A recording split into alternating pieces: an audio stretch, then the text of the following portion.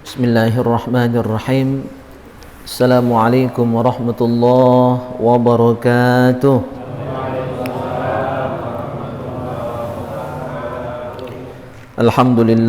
Alhamdulillahi rabbil alamin. Wassalatu wassalamu ala asyrafil anbiya wal mursalin wa ala alihi wa sahbihi ajmain, amma ba'du. Jamaah yang mulia, alhamdulillah, syukur atas rahmat Allah subhanahu wa ta'ala, kembali kita bisa bersua, bersilaturahim, melanjutkan cawisan rutin kita setiap malam Jumat, malam yang mulia, malam hari raya mingguan bagi kita semua. Dan insyaallah mudah-mudahan Allah akan mengaruniakan kita ilmu yang manfaat melalui asbab cawisan ini, dan dengan ilmu yang manfaat itu semoga amal soleh kita makin meningkat, iman kita makin mantap dan makin istiqomah ya dalam pelaksanaan ibadah kita kepada Allah Subhanahu wa taala. Salawat dan salam semoga senantiasa tercurahkan ke hariban junjungan kita Nabi Muhammad sallallahu alaihi wasallam beserta keluarga, sahabat dan pengikut beliau. Jamaah yang mulia, alhamdulillah juga walaupun dalam suasana yang dingin, sejuk, pecahnya agak nyusut dikit malam hari ini jamaah dari minggu lalu, kita maklum dan mafhum karena memang suasana ya mungkin ya agak dingin, ni lemaklah bergemol barangkali kan, tapi mudah-mudahan tidak mengurangi semangat kita untuk tetap menuntut ilmu Allah Subhanahu wa taala. Dan sebenarnya juga badan ini belum fit karena baru pulang dari musabaqah sama Yu Aswa, hadir beliau baru pulang tadi malam, azan Isya baru datang ke rumah. Itu kawan-kawan dari Baiker Subuh sudah menghubungi, Ustaz datang tak malam ni? Insyaallah saya datang. Jadi istirahat dengat cuma di rumah tuh langsung ke markas besar Majelis Bikers Fisabilillah sampai 11:30 tadi malam. Ya, alhamdulillah balik ke rumah pas begitu datang ke rumah hujan. Ya, sampai pagi ini sampai siang ini pun masih hujan. Tadi batuk-batuk sedikit ngimamnya karena memang belum fit. Cuma demi jamaah semua, insyaallah diupayakan apapun halangan yang kita hadapi. Tayyib jamaah yang mulia, kita lanjutkan dulu kajian kita tentang 20 amalan yang menjadi penyelamat kita di alam barzah dan di hari akhirat nanti. Terakhir minggu lalu kita bahas sampai poin yang ke-11 ya, dari 20 poin itu yang ke-12 kita akan lanjutkan kajian malam hari ini. Wa ra'aitu rajulan min ummati qad hawat bihi sahifatuhu min kibali shimalihi faja'ahu khawfuhu min Allah fa akhadha sahifatahu faja'alaha yaminahu. Rasulullah sallallahu alaihi wasallam bermimpi ada umat beliau yang mendapatkan catatan amalnya dari tangan kiri, dan ini pertanda buruk ya. Kalau ada orang mendapatkan catatan amalnya dari tangan kiri, itu berarti dia bakal termasuk calon penghuni neraka. Maka tentu dia ketakutan luar biasa karena catatan amal dia terima dari tangan kiri. Tiba-tiba datanglah khaufuhu minallah, rasa takutnya kepada Allah. Maka kita ta'lim ini, kita ibadah itu untuk menumbuhkan rasa takut. Al-khauf minal jalil. Sering saya sampaikan dalam tausiah pernikahan bahwa nikah itu adalah menyempurnakan separuh iman, ya kan? Dan separuhnya lagi falyattaqillah, bertakwa kepada Allah. Salah satu ciri orang takwa kata Sayyidina Ali adalah al-khauf minal jalil, ada rasa takut dengan Allah. Takut yang mana itu?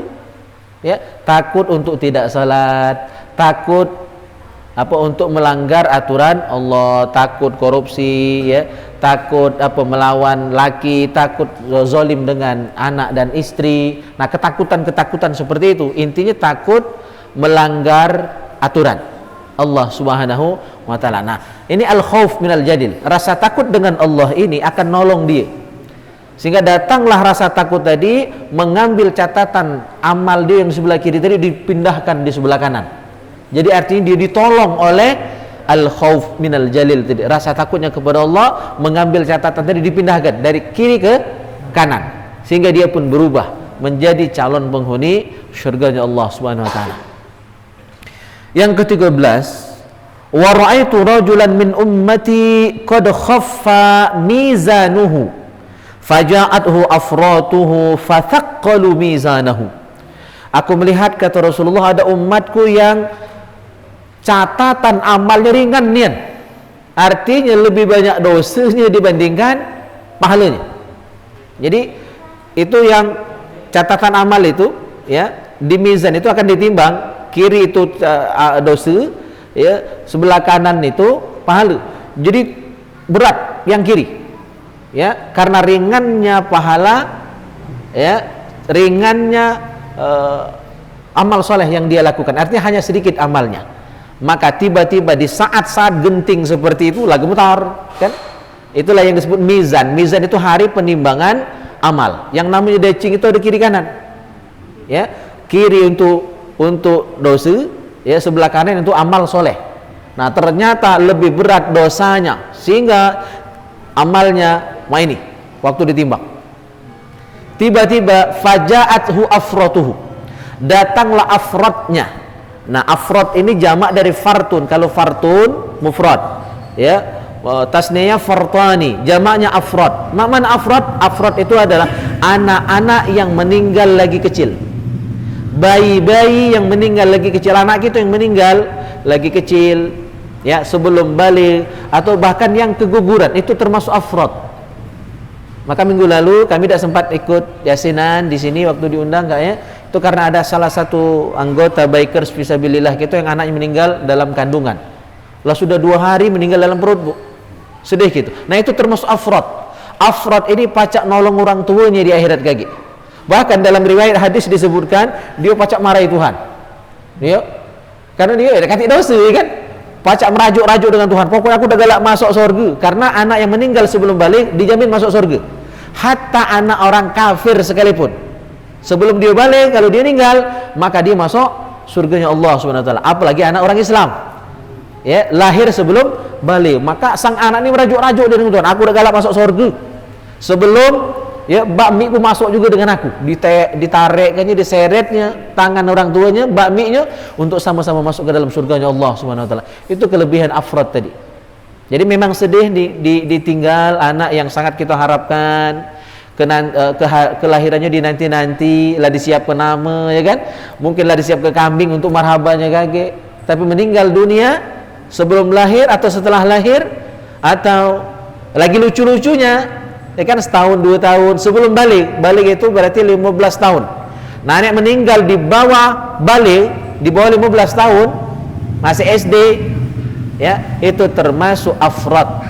Dan mereka fathaqqalu mizanahu, dalam hadis ini disebutkan akan memberatkan timbangan amal orang tuanya. Dinaikinnya timbangan amal tadi yang awalnya terceluit, beratlah dosa, tiba-tiba dinaiki oleh anak kita yang meninggal waktu masih kecil tadi, atau keguguran, berarti belum lahir, asalkan sudah ada nyawa, itu disebut afrad. Kalau belum ada nyawa, 4 bulan ke bawah, itu belum ada nyawa, belum ada roh, maka tidak bisa menolong tadi, ya. Nah, begitu dinaikinya, langsung berat timbangan amal kedua orang tuanya. Tapi ini tidak otomatis, Pak, ya, tidak otomatis. Catatannya apa? Ketika orang tuanya sabar, ya, menghadapi musibah meninggal anaknya yang belum balik tadi. Kalau tidak sabar, tidak dapat, ya. Jadi syarat dan ketentuan berlaku. Syaratnya sabar. Makna sabar, tahan, ya, walaupun nangis sedih ala kadarnya, tidak sampai ngoyak-ngoyak ke baju, tidak sampai nabuk-nabuk awak, ya, tidak sampai suuzon sama Allah, nyala-nyalakan Tuhan, nyala-nyalakan yang lain, itu berarti tidak sabar. Jadi afrad, anak yang meninggal sebelum balik, bisa menolong orang tuanya, memberatkan timbangan amal ayah ibunya. Yang ke-14, wa ra'aitu rajulan min ummati qa'iman ala syafiri jahannam faja'ahu wajaluhu min Allah fastanqadhahu min dzalika wa madha. Rasulullah sallallahu alaihi wasallam melihat juga ada orang yang sudah berdiri di bibir neraka jahanam. Lah di bibir neraka. Berarti lah kari masuk menyolek dikit, dicuel dikit masuk. Kari masuk main. Lah sudah berada di syafir, di pinggir ya neraka jahanam. Kari masuk. Tapi tiba-tiba datang penyelamatnya. Siapa yang menyelamatkan dia? Wajaluhu minallah. Rasa takutnya kepada Allah. Ya, maka ciri orang beriman itu ketika dibacakan ayat Allah, wajilat qulubuhum, bergetar hatinya. Dulu waktu di dunia dia pernah gemetar karena takut dengan Allah, pernah merinding bulu romonya karena mendengarkan ayat-ayat Allah yang dibacakan. Nah, kalau ada perasaan pernah seperti itu nolong kita di akhirat kakek. Air mata yang pernah menangis karena Allah, ya, bulu romo yang pernah berdiri, pernah bertegak, pernah merinding karena mendengarkan ayat-ayat Allah, karena takut dengan neraka, ya, begitu dibacakan ayat-ayat tentang neraka dia takut gemetar, ya Allah jangan-jangan aku penghuninya. Waktu di dunia perasaan itu muncul, maka itu namanya wajal, rasa takut, rasa gentar dengan Allah, dengan kuasa Allah, ya. Nah, itu nolong dia, narekkan dia, menyelamatkan dia dari bibir neraka jahanam tadi. Yang ke-16, wa ra'aitu rajulan, yang ke-15, wa ra'aitu rajulan min ummati hawa finnar faja'athu dumu'uhu allati baka biha min khasyatillah fid dunya fastakhlasathu minan nar. Rasulullah melihat ada orang yang sudah dilemparkan ke neraka, hawa finnar. Kalau tadi baru di bibir, ditolong oleh rasa takutnya kepada Allah. Yang ini sudah hawa finnar, sudah dijatuhkan, ya, sudah dijebloskan ke dalam neraka. Nauzubillah min zalik. Tiba-tiba datanglah dumu'uhu, air matanya, yang pernah menangis karena takut dengan Allah. Jadi air mata yang nangis karena Allah, bukan air mata karena apa? Sakit, ya, karena terjepit lawang, ya, itu sakit juga, keluar air mata juga, ya. Air mata yang keluar karena rasa takut dengan Allah. Nah, tibalah, datanglah air matanya tadi, nolong dia, menyelamatkan dia dari neraka.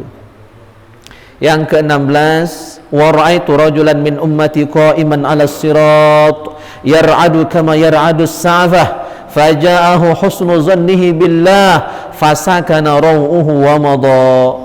Aku melihat, kata Rasulullah, ada orang yang berdiri di sirat, tidak pacak berjalan, ya, berdiri di sirat itu, di pangkal sirat. Tahu sirat? Sirat itu jembatan penghubung antara surga dengan neraka. Kalau pacak lewat masuk surga, kalau campak langsung masuk neraka. Belum pacak lewat, baru berdiri di sirat, di pangkal sirat, yar'adu kama yar'adu sa'fah, dia gemetar sebagaimana pohon, ya, yang punya daun yang lebat gemetar ketika ditiup angin, diterpa angin. Bergayek awaknya, gemetar awaknya, tidak bisa lewat, tidak bisa berjalan di atas sirat yang begitu sempit, ya, lebih halus dari rambut dan lebih tajam dari pedang, tidak pacak lewat dia, gemetar. Tiba-tiba datanglah husnu zannihi billah, baik sangkanya dengan Allah. Baik sangka dengan Allah itu, ya, sederhana saja. Ketika hujan kita tidak berotoan, panas tidak berotoan, dapat rezeki dikit tidak berotoan, seluruhnya kita terima dengan ikhlas. Dapat dikit alhamdulillah, banyak alhamdulillah, hujan alhamdulillah, panas alhamdulillah, ya, anak jantan alhamdulillah, anak betina juga alhamdulillah, muat lagi. Cak aku anak 3 betina ke, insyaallah masih nak nyari anak jantan, muat lagi, tidak berotok. Ada orang tuh sampai marah-marah laki bini kan, kau ni, tidak boleh. Itu berarti sudah buruk sangka dengan Allah. Kalau kita berbaik sangka, nerima hujan, nerima panas, nerima, ya, beri teh alhamdulillah, beri kopi alhamdulillah, ya, cepat nikah alhamdulillah, lambat nikah alhamdulillah, berarti belum datang jodohnya. Bahkan ada yang telat di dunia pun tidak dapat jodoh, seperti Imam Nawawi. Imam Nawawi itu seorang ulama besar, dan nikah di dunia bukan tidak galak nikah, sibuk dengan ilmu sehingga sampai lupa nikah. Beliau jadi tidak pernah mikir kena nikah itu, ya, bukan melarang nikah, bukan tidak mau nikah, itu beda lagi fasalnya. Saking sibuknya nulis kitab, baca buku, belajar, tidak sempat mikirkan nak nikah itu. Sampai akhirnya meninggal dunia. Nah, itu tetap insya Allah ada jodohnya walaupun dia di akhirat nanti. Nah, jadi husnuzon dia dengan Allah, baik sangkanya dengan Allah, menerima takdir ketentuan Allah, lemak dan lemak, baik dan baik, banyak dan sedikit, dia terima ketentuan Allah itu namanya husnuzon, baik sangka dengan Allah, positive thinking dengan Allah. Maka itu nolong dia sehingga dia bisa melewati siratal mustaqim dengan selamat. Nah, tapi kita bahas yang itu dulu, baru sampai poin 16 ya. Sisanya insyaallah akan kita lanjutkan pada pertemuan yang akan datang. Baik, kita lanjutkan bahasan fikih terakhir kemarin tentang masih masalah istinja ya. Terakhir kita bahas tentang haramnya buang hajat di makanan ya, baik makanan kita ataupun makanan jin. Makanan jin apa tuh? Tulang. Nah, jin tuh makanan tulang ya. Haram kita buang air di tulang itu. Tulang yang masuk bukan tulang iwak ya, boleh tulang iwak. Jadi kalau ngoreng iwak kering-kering, garing-garing boleh tulang jadi makan tuh. Bukan berarti ini mengharamkan makan tulang, bukan. Ya. Ini hanya informasi bahwa tulang itu salah satu jenis makanan jin. Ya, gitu. Termasuk haram juga kemarin sudah kita bahas buang air di tulisan yang ada nama Allah. Atau misalnya kita cewek pakai kertas, istinja pakai kertas, di kertas itu ada tulisan Allah, ada tulisan nama Rasulullah, nama Nabi Muhammad atau hal-hal yang dimuliakan. Tidak boleh cewek istinja menggunakan kertas yang bertuliskan lapas-lapas yang mulia itu. Termasuk juga haram buang hajat di kuburan orang Islam. Nah, disebutkan kuburan orang Islam berarti kalau kuburan selain orang Islam boleh. Kan disebutkan wa qabru muslim.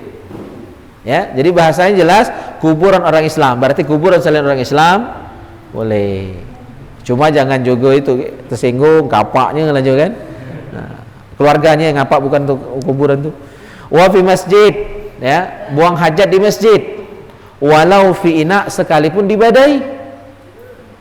Nah, termasuk juga makanya anak-anak yang masih pakai pampers itu kan memang buang hajat kan, tapi di pampers di badai tetap tidak boleh ya. Jadi kadang-kadang kita salah faham, maksud membolehkan anak dibawa ke masjid itu tidak seluruh anak, ada ketentuan, ada batas-batas usia. Kalau dia masih galak terberubut ya kan, basing berak, diajari dulu, dibimbing dulu. Atau pakai pampers. Pampers itu ada dua hukumnya ya. Kalau anak kita yang bawa pakai pampers tadi ya, kita bawa ke masjid, catatannya boleh dibawa ke masjid, tapi pampersnya diganti. Jadi pampers baru yang memang kita yakin tidak ada najis di dalamnya, boleh dibawa ke masjid. Nah, tapi selama kita sholat misalnya, kita bisa memastikan tidak dia tidak buang air waktu di masjid. Nah, itu jadi masalah. Kalau kita bisa meyakinkan, bisa memastikan bahwa dia tidak buang hajat selama kita bawa ke masjid dengan pakai pampers tadi, ya, maka boleh. Silakan. Tapi kalau pampersnya itu pampers pagi tadi, ya, maghrib ini masih dibawa mudah itu, jelas berisi, ya, maka itu haram. Ya, karena sholat bawa najis, maka orang yang sholat itu tidak sah. Jadi bisa boleh, bisa tidak bawa anak yang masih pakai pampers. Kalau yakin tidak ada kotoran, boleh. Ya, kalau ada, ya, gitu. Kalau ragu-ragu antara ada dan tiada, lebih baik tidak.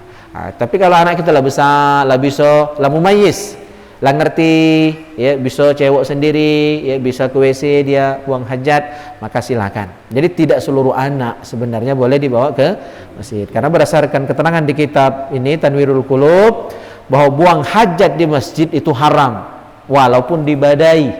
Nah, termasuk wadah itu kan pampers, ya, gitu. Yang haram bukan anaknya, yang berdosa bukan anaknya, yang bawa orang tuanya. Bukan tidak boleh, ada batas-batas, ya. Kalau dia ngerti silakan, atau pampersnya baru diganti silakan, ya. Jadi tidak dipukul rata boleh dan tidak bolehnya itu. Wa yuhramu istiqbalul qiblah wastidbaruha bi baulin aw ghaitin. Diharamkan buang hajat itu menghadap ke arah kiblat atau membelakangi kiblat. Ya, menghadap ke arah kiblat atau membelakangi kiblat hukumnya haram. Nah, haram ini mak mana? Kalau buang hajatnya di tempat yang tidak dikhususkan untuk buang hajat, bukan di WC. Kalau di WC, walaupun WC-nya kloset yang menghadap kiblat atau membelakangi kiblat, tidak haram.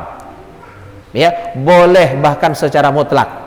Cuma kalau kita nak bangun rumah, buat WC atau masjid ada WC, maka upayakan tidak menghadap kiblat. Jadi upayakan arahnya memang tidak. Ya, cuma seandainya sudah terlanjur kloset menghadap kiblat, tidak haram. Jadi patut kita perjelas, yang haram itu kalau tidak ada pembatas, tidak ada penutup. Jadi di tanah lapang.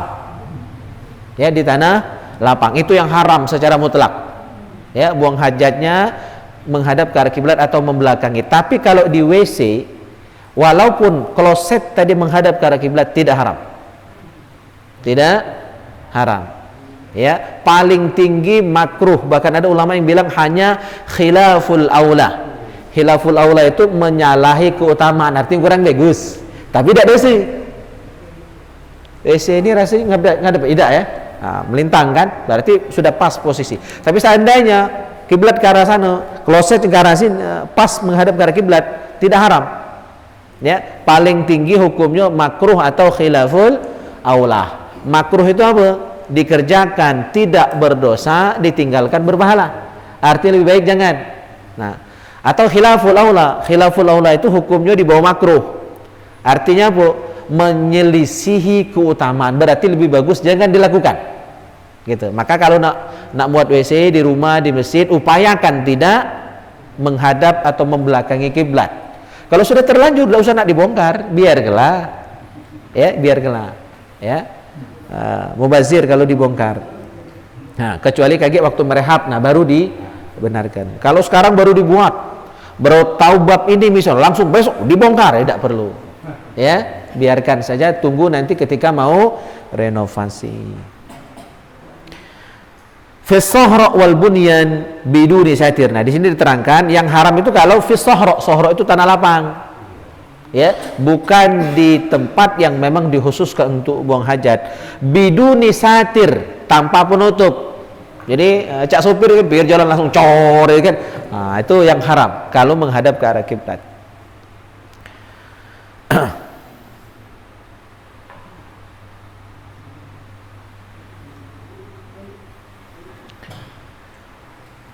Wa yusannu ay yuqaddima yusrahu 'inda ad-dukhul. Sunnah ketika masuk ke tempat buang hajat mendahulukan kaki yang kiri, wa yumnahu 'inda al-khuruj, ketika keluar menggunakan kaki kanan terlebih dahulu keluarnya. Wa la yastashab syai'an 'alaihi mu'azzam ka ismillah atau ismi rasulih, dan tidak boleh membawa sesuatu yang dimuliakan dalam Islam. Misalnya nama Allah atau nama Rasulullah sallallahu alaihi wasallam. Jadi bawa tulisan nama Nabi Muhammad pun tidak boleh. Makanya tempo hari begitu ribut-ribut tentang tulisan la ilaha illallah, ada yang buat kaos, ada yang buat topi la ilaha illallah berlafazkan itu, maka lebih baik tidak. Ya, karena nanti akan termasuk penghinaan.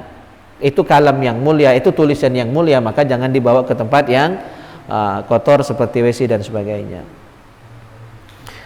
Wala yadkhulu hasirur ra'si, dan tidak masuk ya ke dalam WC itu dengan hasirur ra'si, terbuka kepala. Jadi pakai penutup, apa pakai handuk, apa pakai peci. Jadi tidak salah pakai peci masuk WC ya. Atau ibu-ibu tetap berjilbab, jadi pakai penutup kepala. Wala hafil qadamain, dan tetap menggunakan alas kaki, pakai selop, pakai sandal, pakai alas kaki ketika masuk WC, karena WC itu tentu banyak najisnya, ya, banyak kotorannya. Jadi siapkan saja selop secara khusus di dalam WC itu, ya, selop khusus itu yang lebih bagus. Cuma kalau tidak berselop ya tidak apa-apa, tidak berdosa, tidak haram, hanya kurang bagus. Wa yakul 'inda iradati dukhulihi baitul khala, ketika hendak memasuki baitul khala WC, sunnah membaca doa bismillah, Allahumma inni a'udzu bika minal khubuthi wal khaba'is. Dengan nama Allah sesungguhnya ya Allah aku berlindung kepadamu dari setan jantan, setan betina. Jadi hubus itu setan jantan, khobais setan betina. Ya, betina. Ya, jin jantan, jin betina. Maka supaya tidak diganggu oleh makhluk yang ada di situ, kita berdoa minta perlindungan dengan Allah. Ada juga ulama yang menganjurkan ketika kita nak mandi tentukan ganti pakaian, ya pakai telasan. Nah, waktu melepas si pakaian ganti telasan. Ya, tentu kita terbuka aurat, ya. Maka sunnah membaca biar menjadi pelindung diri kita dari setan tidak nyingok kita yang ada di WC itu. Sunnah membaca doa Bismillahilladzi la ilaha illahu. Bismillahilladzi la ilaha illahu. Terus keluar menggunakan kaki kiri, kaki kanan terlebih dahulu keluar. Ketika sudah di luar membaca doa ghufranaka ghufranaka ghufranaka 3 kali. Minimal itu. Kalau nak lengkap ditambahi alhamdulillahilladzi adhaba annil adza wa afani. Ghufranak ghufranak ghufranak, ampunanmu ya Allah. Ya, aku membutuhkan ampunanmu ya, ya Allah. Jadi ghufranak itu doa minta ampun. Alhamdulillahilladzi, segala puji bagi Allah, adhaba anni, yang telah menghilangkan dari diriku al-adza. Al-adza itu penyakit. Kan kotoran itu penyakit. Kalau udah keluar 2-3 hari lokak keras itu. Kalau seminggu bakal kena operasi. Ya. Apalagi makan rambut telanan zaman dulu itu kan sudah lokak haru ya. Jadi bisa buang air besar, bisa buang air kecil, itu nikmat. Ya, dan itu tanda kita masih sehat. Maka begitu buang air itu berarti kita azanya keluar. Azza itu artinya kotoran, penyakit, ya, dijauhkan, dikeluarkan dari kita. Wa'afani, dan Allah menyehatkan kita dengan bisa buang hajat tadi. Nah, itu doa buang hajat. Nah, keluar dari tempat buang hajat. Ghufranaka ghufranaka ghufranaka alhamdulillahilladzi adhaba 'annil adza wa afani. Baik, sampai di sini silakan kalau ada yang nak ditanyakan. Habis bab istinja kita bahas 3 pertemuan. 3 minggu bahas istinja saja ya. Baik, ada yang nak ditanyakan silakan.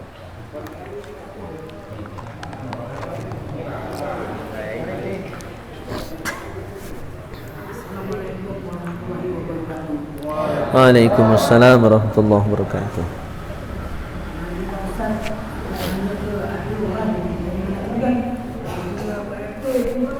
Kita sholat itu nggak usah lagi pakai apa doa kita.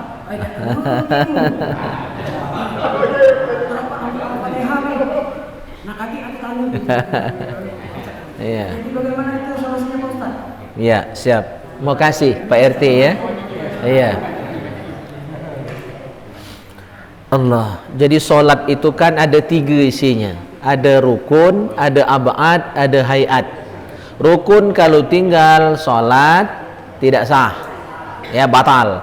Ab'ad kalau tinggal sujud sahwi. Cuma kalau tidak sujud sahwi solat tetap sah, tapi makruh. Makruh, ya. Artinya kurang sempurna solatnya. Ya, walaupun sah pahalanya itu tidak 100, berkurang dari 100 itu. Tak pol. Ya, tak pol. Yang ya, jadi tidak boleh meninggalkan itu. Yang ketiga ab'ad, hayat. Hayat itu sunnah dalam sholat yang ketika ditinggalkan sholat tetap sah dan tidak harus sujud sahwi. Nah, hayat ini jumlahnya paling banyak. Kalau rukun 13, ab'ad itu ada 10 detailnya, tapi sebenarnya yang besarnya cuma 2. Ya, tapi kalau didetailkan total jadi 10. Hayat itu sampai 50-an, lebih banyak lagi hayat. Nah, di antara hayat adalah membaca doa iftitah. Jadi hayat itu ya sunnah dalam sholat yang ketika ditinggalkan sholat tetap sah, tapi ketika sengaja ditinggalkan sholatnya sah tapi makruh. Jadi doa iftitah itu sunnah sholat. Kalau ditinggal sholat sah tapi makruh. Apa arti makruh? Ya, tidak mendapatkan pahala dan Para ulama berpendapat menyatakan bahwa ketika kita sholat meninggalkan satu saja yang sunnah dalam sholat, sengaja kita tinggalkan, maka berarti sholat kita makruh. Kalau sholat kita makruh berarti sholat kita sah tapi tidak ketik pahala, kan rugi, ya, rugi. Kecuali darurat, maka tetap ada pengecualian. Darurat itu apa? Misalnya kita datang telat nih, waktu sholat Jumat besok, insya Allah kita sholat Jumat. Nah begitu sholat Jumat kita datang telat, khotib sudah khutbah, ya lah bertengah puluh khutbahnya, maka kita tetap sunnah waktu datang itu untuk sholat sunnah 2 rakaat. Nah tetapi sunnahnya diringankan, karena diringankan berarti hanya ngambil yang wajib saja. Maka di saat itu kita kalau sholat cuma baca Fatihahnya be, ya doa kita boleh ditinggal, surah boleh ditinggal, kita ngambil yang rukun-rukunnya be, itu boleh. Karena darurat, ingin cepat-cepat menyelesaikan sholat tadi supaya bisa mendengarkan khutbah dengan baik. Tapi Jumat depan jangan main itu lagi, datang lebih awal. Ini kayak laju mencuri kesempatan. Kalau main itu mana semua yang ninggal ke doa itu semua yang telat deh, ya datang telat deh. Nah itu berarti sudah mempermainkan hukum Allah. Jadi dalam hal-hal tertentu boleh, misal pepet tadi, tapi dalam kondisi normal sengaja meninggalkan sunnah dalam sholat, termasuk meninggalkan doa iftitah, maka sholatnya sah tapi makruh. Artinya apa? Sholatnya sah tapi tidak katik pahala, kan rugi. Iya, seluruh sholat kecuali sholat jenazah yang dekati doa iftitah. Ya, jadi lemak kami hitung itu selain sholat jenazah, ya, sholat jenazah tidak katik doa iftitah, yang lain ada gil, wajib ataupun sunnah. Ada pertanyaan dari jemaah online, Jensen Ustaz dari Sril. Assalamualaikum Ustaz, mau tanya, sunnah Rasul kan kalau buang hajat baik kecil ataupun besar itu jongkok, seperti mau berlari atau beraung. Meraung. Mana dengan yang toilet yang ada di mall yang posisinya itu duduk? Apa itu bisa dimaklumi? Tambahan dari saya Ustaz, walaupun WC itu duduk, apakah kita harus tetap menjalankan sunnah duduk di posisi jongkok itu di tempat WC tersebut? Sekian Pak. Iya. Jadi sunnahnya ketika buang hajat adalah jongkok dengan bertumpu di kaki yang kiri. Cuma itu tidak mutlak, tidak kiri terus. Kata Habib Rizik itu, ya, jadi boleh gonta-ganti. Terkadang kita bertumpu di kaki yang kanan. Kalau memang kelamaan kan pegel itu tuh. Jadi tidak melulu, misalnya ada yang buang hajatnya lama tuh, ada yang setengah jam. Karena makannya banyak, kan? Dia minum sembir, makan 2 embir, kan? Itu buang hajatnya lama tuh Pak. Maka kalau dia bertumpu di kaki kiri kelamaan, 5 menit kan pegel. Maka boleh sesekali boleh bertumpu di kaki yang kanan. Ya, biar agak digoyang-goyang dikit, biar dia tuh cepat metu, ya kan? Tidak ada sumpal di kelepnya tuh kan? Gitu. Jadi abdolnya itu. Jadi hukum jongkok tadi sunnah. Tapi untuk perempuan yo dapat cara lain, ya kan? Kalau lanang ini bisa 2 pilihan, bisa jongkok, bisa berdiri. Nah, kalau dengan cara berdiri makruh, atau klosetnya itu kloset duduk, ya itu makruh, dan juga menurut medis juga kurang sehat karena kita langsung bersentuhan dengan pantat kita, mohon maaf, itu langsung bersentuhan dengan bagian dari kloset itu. Yang dikhawatirkan itu banyak kumannya, nanti bersentuhan dengan kuman, ya. Kalau udah hati-hati maka bisa mengganggu kesehatan kita, ya. Tapi kalau misalnya terpaksa ya silakan, ya boleh juga dilakukan karena hukumnya tidak haram juga, ya. Paling tinggi hukumnya makruh buang hajat berdiri atau di kloset yang duduk seperti itu, ya, makruh saja. Cuma untuk orang-orang tertentu, misal orang sudah tua, itu justru tidak bisa bertahan lama kan kalau meraung itu. Maka untuk orang-orang yang sudah uzur itu kadang lebih bagus demi kesehatan dia, biar tidak oter lututnya kan, dia di kloset yang duduk. Jadi artinya sifatnya ada pengecualian untuk orang-orang yang berkebutuhan khusus seperti itu, orang yang sakit, orang yang tua dan lain sebagainya. Cuma kalau masih bujang-bujang, Cak Zulfikar, Cak Ilham kan masih sanggup jongkok itu Cak setengah jam, ya kan? Gitu. Ya, silakan Pak. Assalamualaikum warahmatullahi wabarakatuh. Waalaikumsalam warahmatullahi wabarakatuh. Pak Ustaz, menyikapi dari yang kelanjutan Jumat tadi yang jemaahnya datangnya terlambat, itu sebaiknya sholat sunatnya sholat tahiyatul masjid atau sholat Jumatnya. Ya. Nah, kedua, itu yang terlambat, seandainya terlambatnya itu khotibnya sudah baca khotbah sudah khotbah. Nah, itu niatnya bagaimana itu? Apa niat masih sholat Jumat atau sholat zuhur? Nah, yang ketiga, ini kan bulan Rajab ini kan kita disunahkan berpuasa. Kalau seandainya kita mengerjakan puasa ini kodok puasa di bulan Ramadan, di bulan Rajab ini, bolehkah seandainya di bulan Rajab di niat kita kan kodok Ramadan. Nah, di sini di bulan Rajab di hari Senin itu bagaimana itu pahalanya? Iya. Makasih. Ya, Waalaikumsalam. Tuh bisa 3 jam jawabnya tuh. Kalau nak detail ya. Masih ada waktu? Ya. Yang pertama, ketika kita datang telat waktu sholat Jumat, khatib sudah berkhutbah, sholat apa yang kita kerjakan? Apakah tahiyatul masjid atau qobliyah Jumat? Ya. Nah, ini ada khilafiyah. Ada perbedaan pendapat, ada 2 pendapat. Ada yang bilang ya yang kita kerjakan adalah qobliyah Jumat.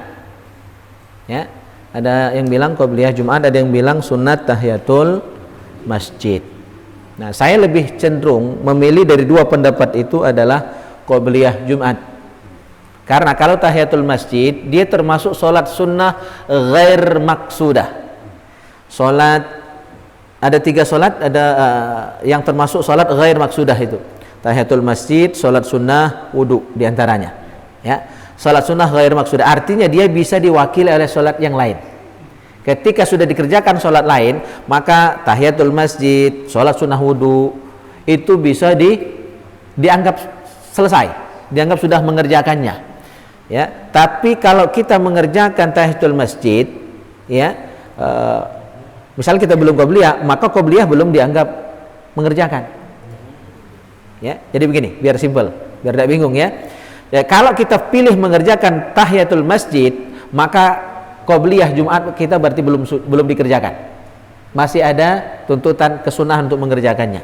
Tapi kalau kita memilih qobliyah Jumat, maka ya tahiyatul masjid tadi sudah include, masuk di dalamnya, walaupun kita tidak kerjakan. Ya, gitu. Maka pilihlah yang bisa menggabungkan keduanya.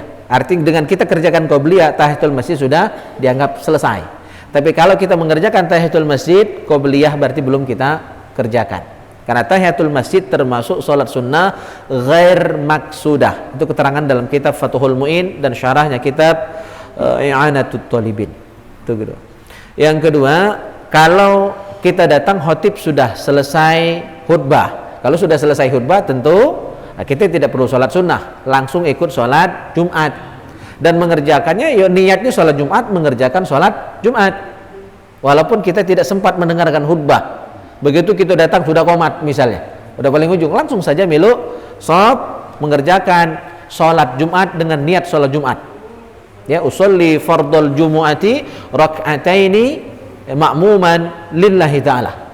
Nah, atau contoh kedua, kita datang imam sudah sholat, sudah boleh 1 rakaat, kita sempat masbuk hanya 1 rakaat, maka tetap niat sholat Jumat, mengerjakan sholat Jumat.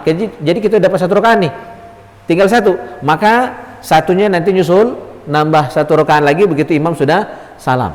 Nah, yang jadi masalah adalah ketika kita tidak dapat 1 rakaat pun, yang jadi masalah begitu kita datang imam sudah i'tidal, Sami Allahu liman hamidah, i'tidal rakaat kedua sholat Jumat, berarti kita tidak dapat 1 rakaat pun. Sudah i'tidal, lebih parah lagi imam sudah sujud, lebih parah lagi imam sudah tahiyat akhir, itu baru datang. Maknanya itu ada caranya. Nah, ini agak rumit hukumnya. Maka caranya kata ulama, Kita waktu datang tadi niat sholat Jumat, takbir, imam misalnya kita ambil yang paling terakhir, imam sudah tahiyat, sholat Jumat, ya. Kita datang, baru langsung takbir, ya. Takbir kita niatnya sholat Jumat, usolli fardul jumu'ati rak'ataini ma'muman lillahi ta'ala, Allahu akbar, niat sholat Jumat. Nanti imam kan sudah tahiyat akhirnya, kita melok duduk, baca tahiyat, imam salam, kita berdiri. Nah, berdiri ini apa yang kita gawikan? 2 rakaat atau 4 rakaat? Yang kita kerjakan 4 rakaat. Karena kita tidak dapat 1 rakaat pun. Nah, disinilah yang agak ribet itu. Termasuk hukum yang jarang orang tahu. Niatnya sembahyang Jumat cuma 2 rakaat. Ya kan? Tapi dingewekan zuhur 4 rakaat. Jadi agaknya melu salat ini, niatnya Jumat, ngewekannya zuhur. Maka kalau tidak galak melaksanakan itu, jangan telat. Ya, kayak sari. Jangan telat. Kenapa? Karena sholat Jumat tidak bisa digewekan dewean. Ya, wajib berjamaah sholat Jumat itu. Baik, tepat habis waktu. Kita cukupkan taklim kita sampai di sini, mudah-mudahan manfaat. Mohon maaf tadi sebenarnya saya ingin beri ruang yang banyak untuk tanya jawab, cuma asal ngomong kelewatan pula. Nak pengen pendek laju terpanjang, ya kan? Jarang ngomong tuh pendek tuh, biasanya pendek nak panjang tuh lah, ya kan? Mohon maaf, insyaallah ke depan kita akan lebih kasih waktu yang cukup banyak untuk ruang tanya jawab. Ini saja, kita tutup dengan doa kafaratul majlis. Subhanakallahumma wa bihamdika asyhadu an la ilaha illa anta astaghfiruka wa atubu ilaik. Assalamualaikum warahmatullahi wabarakatuh.